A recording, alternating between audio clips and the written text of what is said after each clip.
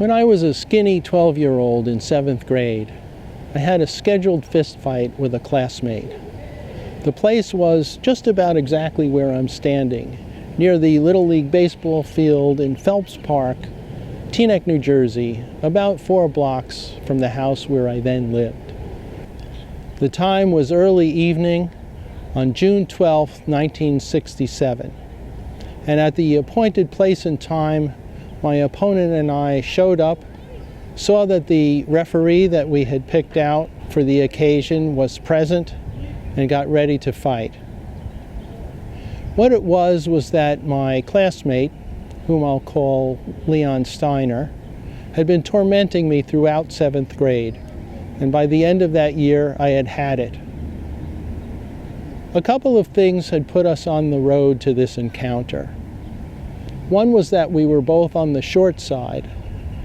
We had recently gotten interested in girls, and as is the way with boys of that age, we tended to judge our social desirability by how manly we felt we appeared, and height always factored pretty heavily in that assessment. I'll add that I myself was not what you could call an early adopter of body hair. I was a scrawny kid, more so than Steiner, but even so, we both felt we were on the same low level of the social scale. Beyond that, we both liked to think of ourselves as witty. I had recently come out of my shell. I liked to try to make kids laugh. Steiner was clever, but his cleverness tended more in the direction of mockery and sarcasm than mine did. I don't remember exactly what insults he aimed at me throughout that year, but I do know that I really came to resent him repeatedly putting me down in front of our friends, in front of our classmates, in the lunchroom, in the hallways. And so at the end of the year, I called him out. Let's do this thing. We were surprisingly formal about it. As I say, we arranged a place and a time in advance, and we picked out a referee for the event. We might have been Alexander Hamilton and Aaron Burr arranging their affair of honor, the duel that took Hamilton's life and that, as it happens, took place just about 10 miles from where I'm standing now. The referee we picked was our mutual friend, Chucky Oriel. Chucky had been my friend since 3rd grade. I was a little disappointed to learn that he had also befriended Leon Steiner, but that did make him the natural choice. And as we got ready to throw down, it being a warm evening, we took our shirts off. And then, trust me, you would have seen an impressive bit of scrawn from yours truly. Chucky started the officiating by wringing his hands and saying, "Really, guys, do you have to do this?" But we were grimly determined to go ahead. And as we got underway, we ended up, I'm sure entirely unintentionally, basically reenacting most of what I think is the strongest scene from Akira Kurosawa's masterful film, Rashomon. And if you need a reminder what that was about, this is a film that features an encounter in a forest between a bandit and a couple, a samurai and his wife. There are 4 versions of how that encounter went down in the film. All of the versions agree on a couple of details. The husband starts out tied up by the bandit at the beginning of that encounter. The bandit rapes the wife, albeit off-screen, and the husband ultimately winds up dead. But there the similarities end. In the bandit's version, the bandit, vividly played by Toshiro Mifune, tells us that what began as a rape ends up consensual. So high is his opinion of his own powers of seduction. And after that, he unties the husband, has a glorious duel with him, and kills him.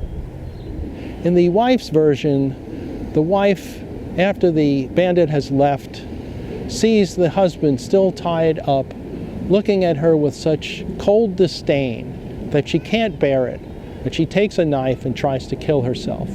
But she faints before she can do that.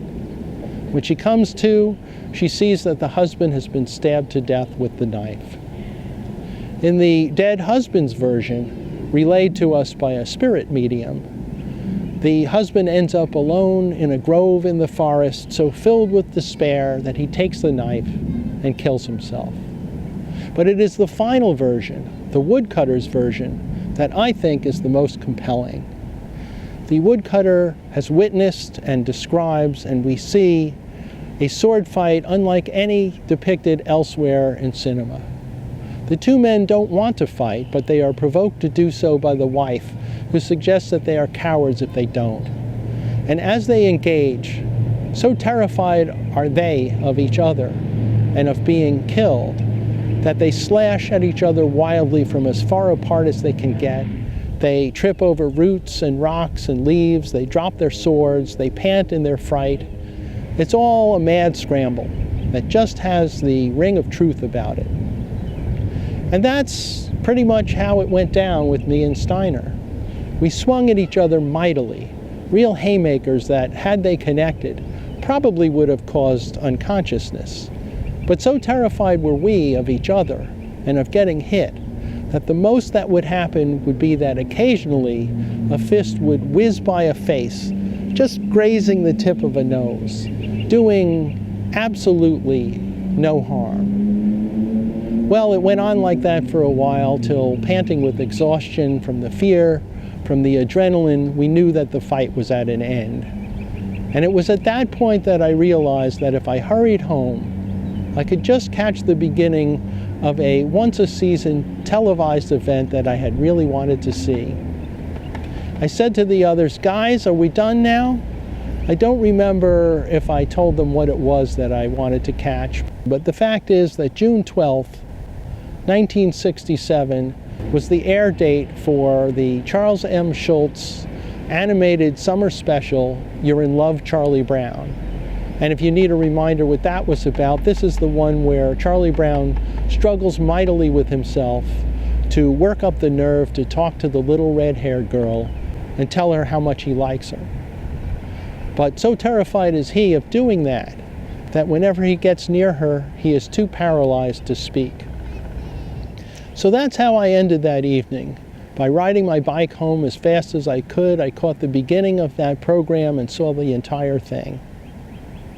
Now, I realize that this account of my fight with Steiner doesn't have absolutely all of the elements of a classic standing up to a bully story, such as you might see in the movies. But it did accomplish two things, that fight.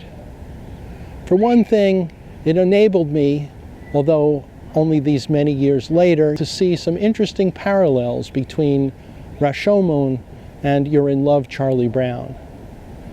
Both works explore the power wielded by the fear of shame. In the period Japanese piece, this is the force that drives the men to fight, even at the risk of their lives. In the animated special, it drives Charlie Brown to do battle with himself. He's caught between two fears. The fear of making a fool of himself if he discloses to the little red-haired girl his affection for her, and the fear of disgrace if he doesn't even make the attempt. Both of these works, though of course in their different ways, end on a hopeful note. This is surprising given that for the bulk of the works, they explore human anguish. Which brings me to the second thing that event that night here in Phelps Park accomplished. After that fight, I never again got any flack from Leon Steiner, a result that makes me think that we may just be rewarded for even the most modest attempt to confront our demons.